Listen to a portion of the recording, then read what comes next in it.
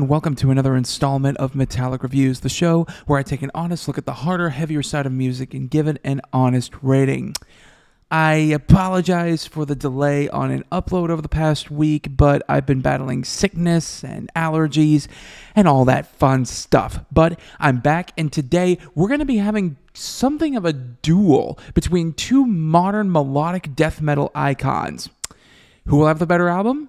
Let's find out. We're going to kick things off with everyone's favorite Viking-obsessed outfit, Amon Amarth, and their new album, The Great Heathen Army, out August 5th on Metal Blade. Now, obviously, Metal Blade is kind of a legendary label, so let's see if it was well represented by this legendary band. I'll make a long story short, they did a fantastic job here. Front to back, there's not really a single thing I disliked about this album. It's a classic Amon Amarth piece with all the hallmarks that fans have come to expect from the band. Jaunty rhythms? Check. Melodic yet ferocious and precise guitar work? Check. Viking and Norse-based lyricism? Yep, it's all there. In short, Amon Amarth fans should be very happy with this new one. It's thunderous, it's catchy, it's cavernous in just the right way. Everything just clicks, and it all revolves really around two factors. One, the vocals of Johan Hegg, and the crisp, clean production work of ex-Hell and current Judas Priest guitarist Andy Sneap. First off, let's discuss Hegg's vocals. You know, he's one of those people where I'm always amazed at the difference between his vocals and his normal speech. If you listen to his show on Gimme Radio, then you know exactly what I'm talking about. You wouldn't expect such chest-pounding vocals from someone who speaks with, frankly, as much eloquence as he does. Hegg's vocals really make the album work as they pour out from the top of the mix, shouting Nordic tales over the excellent twin guitar attack of Johan Soderberg and Olavi Mikkonen. Drummer Jackie Wahlgren and bassist Ted Lundstrom fill everything out with an absolute bombast, driving each track home in spectacular fashion. There's also an excellent guest spot by members of Saxon on the track, aptly titled Vikings and Saxons. Hegg and Biff Bifford have a wonderful, historically accurate vocal battle, reflecting the fight between the titular factions. They're joined by Saxon guitarists Doug Scarrett and Paul Quinn, who each offer something terrific to the song. Now, this causes the entire track to be thrown into this beautifully manic disarray that really works to the song's advantage.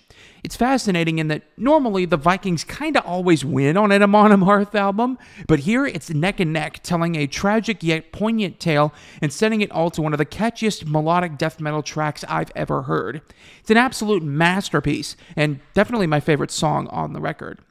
And I've got to give it up to Sneap's production. This isn't the first time he's worked with the band, but it is the first time since their album Jomsviking back in 2016. Even though he may not have produced that album, there are a ton of production callbacks to Twilight of the Thunder God. The cavernous, billowing mix surrounds Hegg's vocals in a tight cocoon of speed, thunder, and noise. Each singular portion is better than the last, and it all follows itself up very nicely. Nothing's out of place, nobody's muddled, and you're able to pick out single instruments really well. In short, the production of the album is what makes it so good. You back that up with a terrific vocal performance, excellent songwriting, and a terrific atmosphere, and you have a definite Album of the Year contender. It gets a 5 out of 5. Next, we have Deceivers by Arch Enemy, released August 12 on Century Media. Now, anyone who knows melodic death metal knows Arch Enemy. These Swedes, well, okay, mostly Swedes, have a knack for putting out music that is, well, it's certainly music, but we'll get into that in a minute. Deceivers is their whopping 12th studio album since 1996. Just for a point of reference, that's when I was born. How'd they do? Let's find out. You know, I listened to a good majority of the album while I was running, and it was good fuel to keep me going, as most Arch Enemy music is. But then I came away from it wondering what the heck I just listened to, and really if I enjoyed it or not. And I have to say, yeah, I enjoyed a good bit of it. But then there was a massive part that just feels like I missed out on something. It feels like 3/4 of the album is here, complete and pulsating with a lot of energy. Then there's that one missing piece that I just can't seem to put my finger on. I know I didn't enjoy it as much as the Amon Amarth record, but I didn't hate it either. The album just kind of exists. Let's begin with the good stuff, though. Handshake with Hell, Deceiver, and Sunset Over the Empire are good to great, with Sunset being the best out of all three.